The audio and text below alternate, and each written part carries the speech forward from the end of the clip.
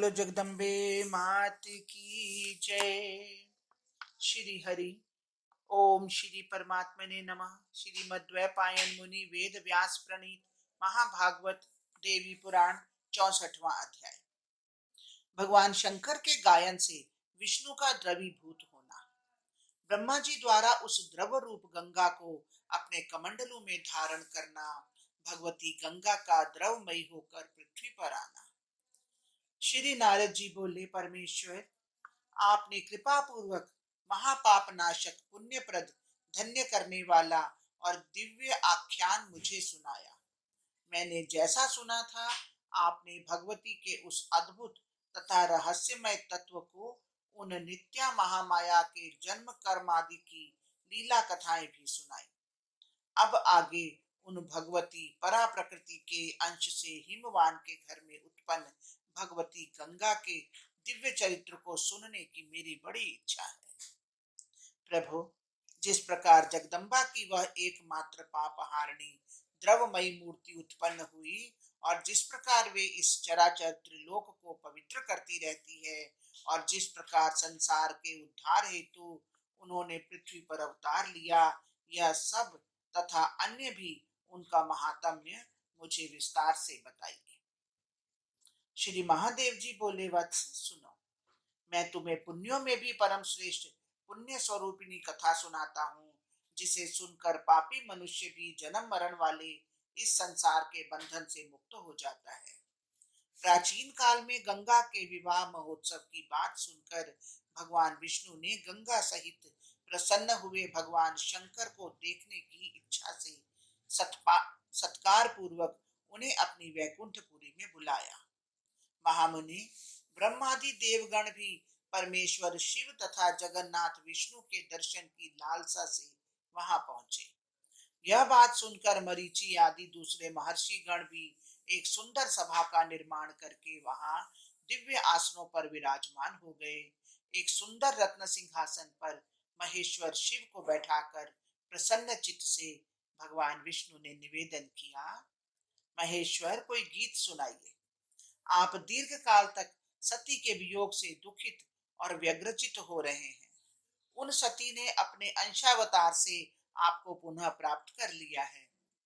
देव वंदित, आपको गंगा के साथ प्रसन्न चित्त और प्रसन्न मुख देखकर हम सब भी बड़े प्रसन्न हैं। विश्वेश्वर, इसलिए अत्यंत प्रीति उत्पन्न करने वाला आपके मुख से निकला हुआ गान हम सुनना चाहते हैं। महेश्वर, आप कृपा पूर्वक गायन करें। अमित तेजस्वी भगवान विष्णु के ऐसे वचन सुनकर भगवान शंकर ने अत्यंत अद्भुत, श्रेष्ठ और मनोहर गायन प्रस्तुत किया। मुनि श्रेष्ठ, अत्यंत मनोहारी पहले गीत को सुनकर सभी ब्रह्मादि श्रेष्ठ देवगण मुग्ध हो गए।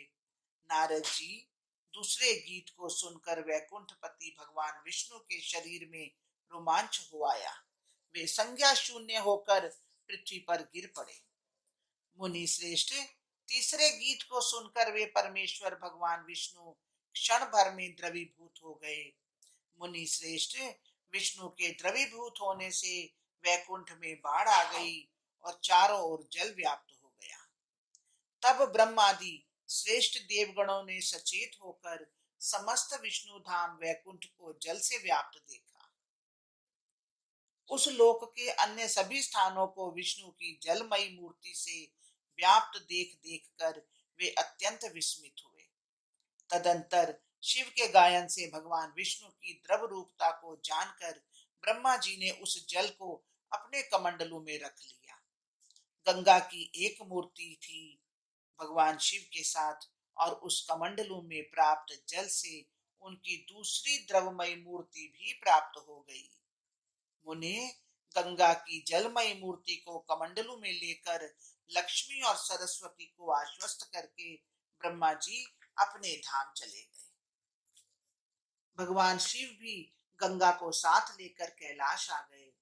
नारद जी सभी अन्य देवगण भी स्वर्ग को चले गए। मुनि श्रेष्ठ, इस प्रकार द्रवमयी होकर त्रैलोक्य पावनी गंगा ब्रह्मा के कमंडलों में स्थित हो गई। जिस प्रकार देवी गंगा विष्णु पद पहुंची और उन सुरेश्वरी ने विष्णु पादोद्भवा नामक प्राप्त किया और लोकोद्धार हेतु प्रार्थना किए जाने पर उन्होंने जिस प्रकार पृथ्वी पर अवतार लिया तथा जैसे चतुर्मुखी होकर सबके कल्याण के लिए चारों दिशाओं में वे बह निकली। अब उस आख्यान को सुनो। हरिओम तत्सत। हरिओम तत्सत। इस प्रकार श्री महाभागवत महापुराण के अंतर्गत शिव नारद संवाद में गंगा का द्रव स्वरूप वर्णन नामक 64वां अध्याय पूर्ण हुआ।